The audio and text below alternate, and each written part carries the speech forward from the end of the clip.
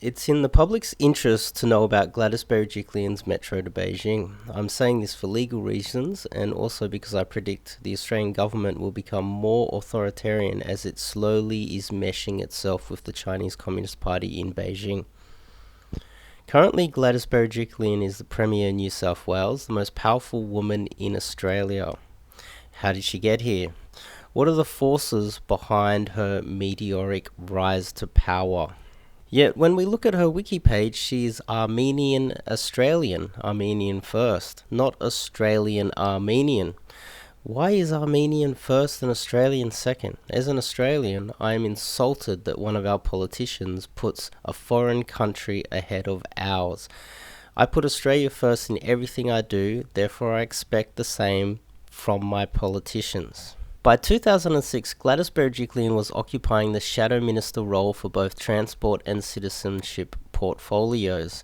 There is a pattern here. You'll understand as we dig deeper why citizenship and transport are perfectly aligned and how this could have helped propel her to power. Following the election of Barrio-Farrell government at the 2011 state election on 3rd of April 2011, Gladys Berejiklian was appointed Transport Minister.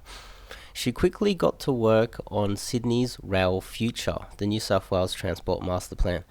Less than 12 months later, she announced in mid-2012 the Australian people were going to pay for this metro.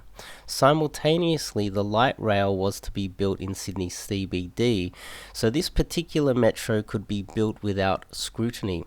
While the Australian people's focus was on the CBD, she quietly was building the metro to Chatswood. Later, Gladys Berejiklian became Premier of New South Wales. My question is, who lobbied for this metro? Who is behind it and why? These questions I will try to answer today as we have a closer look at Gladys Berejiklian's metro to Beijing. The metro starts at Tallawong Station, passes many quiet Australian towns, picks up at a Chinese colony in Epping, which connects to many other Chinese colonies like Eastwood. Then the ultimate destination is Chatswood, where the metro ends and the passengers must depart. Where there is a concentration of economic wealth, there will be a concentration of political power. Chatswood is a metropolis compared to all other suburbs northwest of it, which means that the majority of passengers will be using the metro simply to depart their quiet town for Chatswood, for the shopping centres, spend their money in Chatswood, then return to their hometowns situated northwest of Chatswood. This is a sweet deal for all businesses in Chatswood, as they will benefit economically from the extra foot traffic which is now being funneled to their door by Gladys Berejiklian's new metro. Because I only have access to publicly available information, I must do this research myself by piecing together the puzzle and joining the dots. Today, I'd like to provide enough circumstantial evidence that Chatswood is in fact a Chinese Communist Party owned and run colony with the intention of replacing Sydney CBD as the wealthiest part of Australia and ultimately to become a gated community which only allows Chinese Communist Party members access. The future of Chatswood is that of an elite who control Australians' politicians, our judicial system, our police, and force everyday Australians into abstract poverty as economic slaves within their own country. Now let's have a closer look at Chatswood Station. There is only one exit and entry from the station. As soon as the metro was finished, these brand new signs went up. They make it clear that Chatswood Station is private property. Did the Australian taxpayer just pay for a train to a privately owned station? If so, who owns this station? Could the owner of this station one day choose who can and cannot enter this station? Kind of like how they control the general public in communist China? Is that possible? Chatswood is home of Huawei. Huawei's headquarters is in Chatswood, which America has banned outright because this country uses cyber espionage against Western countries. Yet we have this country here in Chatswood and it is expanding its reach by opening more stores. I don't believe our politicians are dummies. I don't believe our politicians are naive. I believe they are complicit in this breach of our national security. Chatswood is also home of Bank of China, which only hires Chinese nationals and actively discriminates against hiring Australian workers. Not to mention, facilitates the movement of Chinese Communist Party members, their money, and their families to our country, which is going totally unscrutinized by our government. Surprise, surprise. Once their elderly grandparents and parents move to Chatswood, they become a burden on our Medicare system. They also become a burden on our welfare system and our pension system. This will eventually be cancelled because of the extra weight that these Chinese Communist Party members are putting on our systems. This is why Chatswood has such an enormous Centrelink. Can't film in there, but 99.9% of people inside Centrelink are Chinese nationals who hide their money so that they can defraud the Australian people. I call this the invisible Chinese hand, because suburbs like Chatswood seem as if they are bringing money into Australia and helping our economy, but in fact the opposite is happening. They only buy assets which help themselves and their community through teamwork by building concentrations of wealth and political power within our country. Then build an economy within our economy which only benefits Chinese nationals through tax avoidance and outright fraud, which our incompetent government is not capable of detecting. While the invisible Chinese hand weakens the greater Australian economy, it only benefits a racist foreign colonial power and corrupt Australians who are willing to take money in the short term against the interest of the majority of us. Chatswood is also full of Chinese-owned businesses which pay their employees in cash. They don't pay tax, they don't pay PAYG, and they also pay under the minimum wage, and most of these businesses have unpaid trial periods for new employers up to 3 months. They don't pay penalty rates for overtime or over the weekend. This makes it impossible for Australian businesses doing the right thing. That right thing means paying tax and not exploiting their employees. It is impossible for them to compete with these Chinese colonies like Chatswood. You can visually see that the Australian businesses always have half the amount of employees. There is no other explanation as to why a Chinese-owned business can sell its products and services at a lower rate, plus have double the amount of employees to an Australian business right next door, unless they are cheating for this competitive advantage.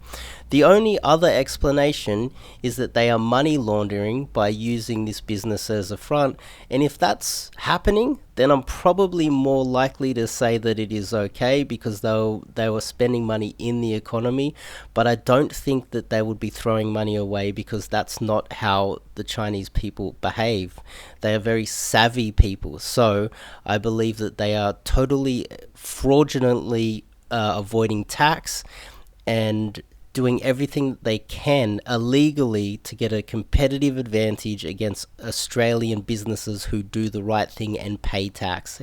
Now let's have a look at the social consequences of a racist colony like Chatswood.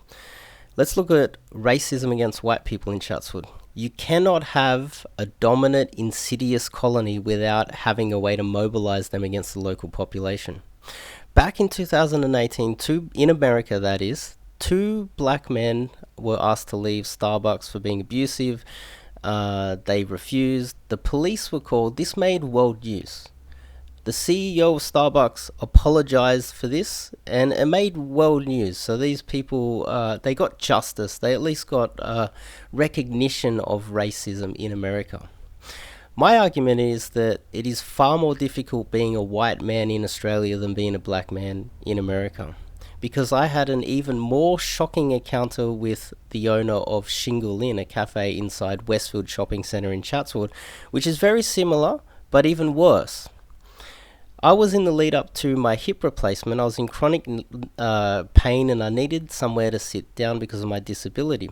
The Chinese owner of Shingle Inn abused me, told me to leave aggressively.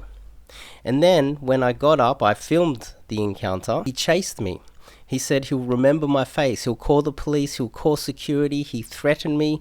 He then ultimately assaulted me and tried to take my phone off me, all within Chatswood, Westfield, under CCTV. So we have video evidence not only from my camera, but from the CCTV within Chatswood.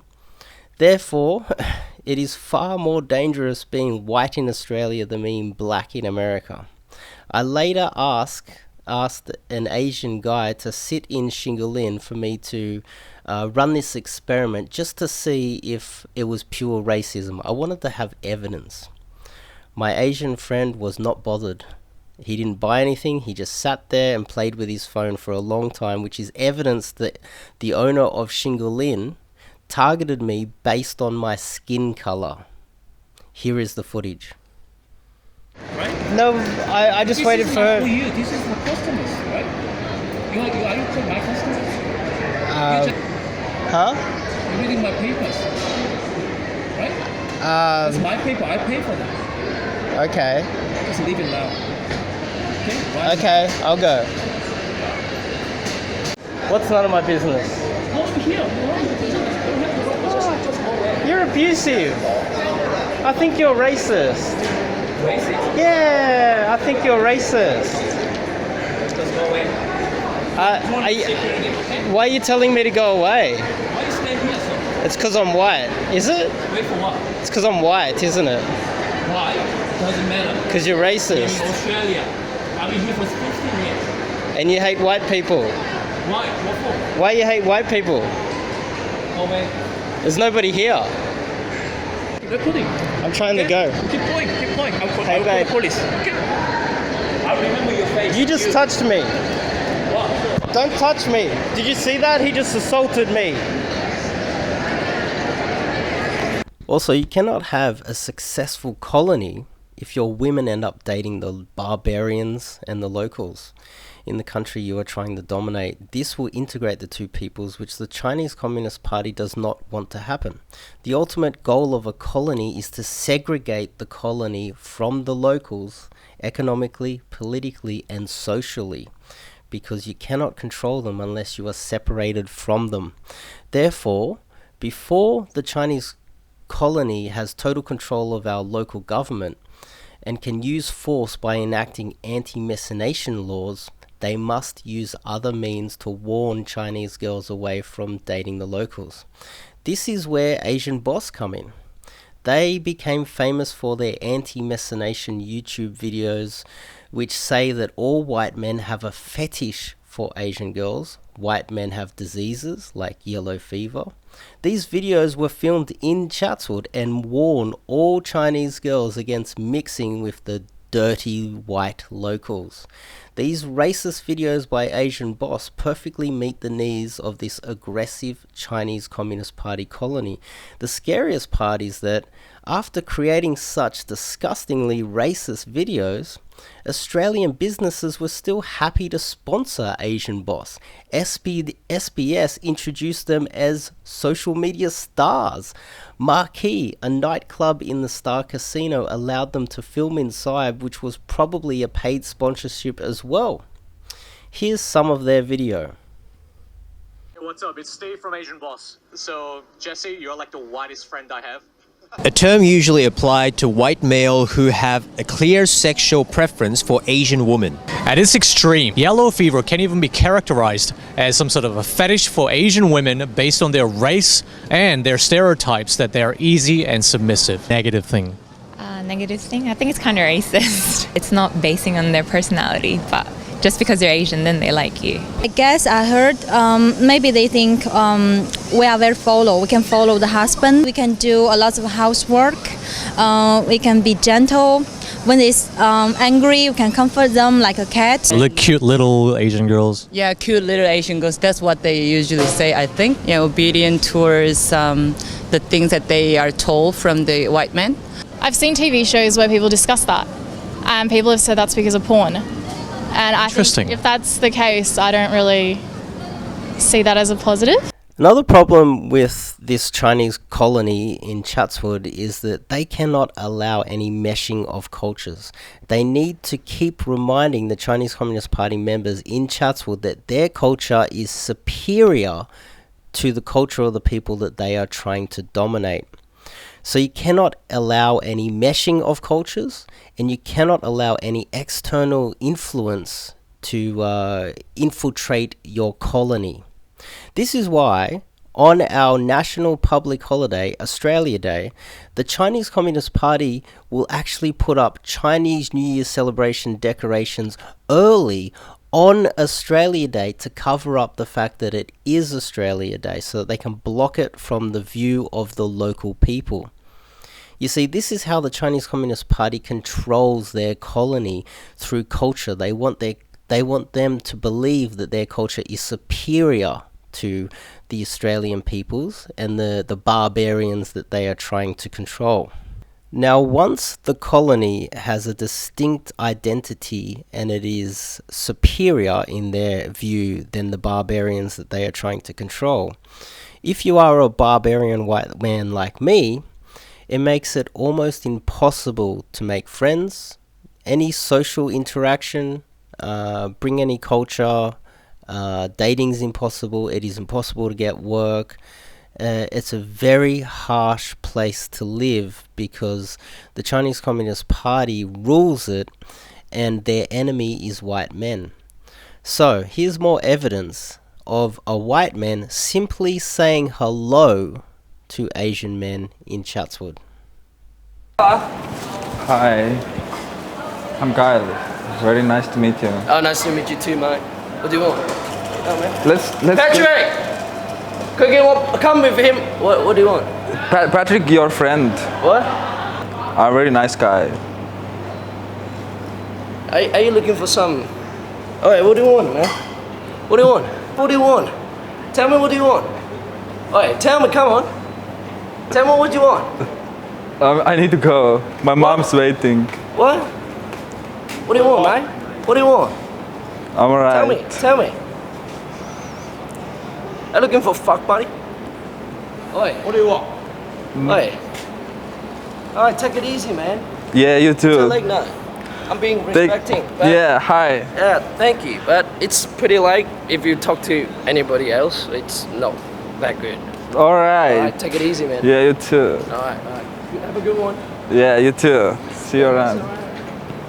Once I was in the Commonwealth Bank of Chatswood and I was talking to a Chinese-born employee of the Commonwealth Bank, no doubt a beneficiary of our diversity targets, of us welcoming and giving employment to immigrants to Australia. I was talking to her and we were in the middle of a conversation about a problem I had with the bank when an old Chinese lady came from outside of the store, walked in, started talking in Mandarin to the person that I was talking to, and the employee of the Commonwealth Bank, the lady who was hired by an Australian bank, the Commonwealth Bank, stopped talking to me mid-sentence, focused all of her attention on the interrupting Chinese lady, walked off to serve the old Chinese lady and left me hanging in the middle of nowhere waiting to be served. There is a clear racial bias in Chatswood, the same way a colony would behave before they have the power to dominate a country. It's quite disgusting if you witness it for yourself. I've run many experiments in Chinese colonies like Chatswood, and one of these experiments is when I would enter Chinese-owned businesses and I would say that I was highly qualified for the work and I would ask for a job. And even if they were advertising online, they would just tell me straight to my face that they do not have any work for me. So then what I did was I hired a Chinese person to go into these businesses afterwards and say that they were underqualified as a control. So therefore I was highly qualified and the Chinese man was underqualified for the role. What happened was shocking. I was refused work almost 100% of the time, and the underqualified Chinese man was offered work almost 100% of the time. And sometimes, because they have lack of workers, they would harass this Chinese person through text and email begging them to work, which is pure racism, not just on the fact that I was deemed to be more higher qualified for the role. It is also the fact that they were clearly desperate for workers. They just refused to hire a white person out of pure racism, because this is in fact an aggressive colony. Also, Chinese real estates are starting to gain monopolistic power around Chinese colonies. So I have run experiments where I've used my own time and gone to real estate inspections for rental properties in areas like Chatswood, and what I would do was I would observe how they would treat the different races. And what happened almost every time was, if a Chinese person turned up to the rental property inspection, the real estate agent would then tell me and the other people who are not of Han Chinese descent to leave and say, hey, I'm sorry, but this place is already taken. And even when I query them and I say, but the advertisement's still up, it's clearly not taken, and that's why you turned up today, right? And then the real estate agent will say, oh, I'm sorry, it's just been taken, and they'll send me away. And when everybody leaves, I would peek around the corner and watch them. And then what the Chinese real estate agent will do, discriminating against all other races, would allow the only Chinese people who came to inspect the property in. And I would wait around, and they would come out, and clearly it is pure discrimination against the local people. And then what would happen is that same Chinese real estate agent would offer me a property of the same size but a far more expensive one, give me their card, and what that is that's another version of the invisible Chinese hand, how they make the local people economic slaves, and they give all the benefits to their Chinese colony. So this is how they build a parasitic economy within our economy, so that they can turn us into their economic slaves within only one generation. Finally, hopefully you guys wait to the end of my videos, because I'm putting together a lot of work into these videos, and I hope you wait all the way to the end and get all this information, because it's so important for Australia to understand what I'm saying here. I'd like to share my overarching theory that the Chinese Communist Party has a long-term goal of building up highly concentrated economic race monopolies. So the Chinese Communist Party can exploit a highly concentrated monopoly of political power.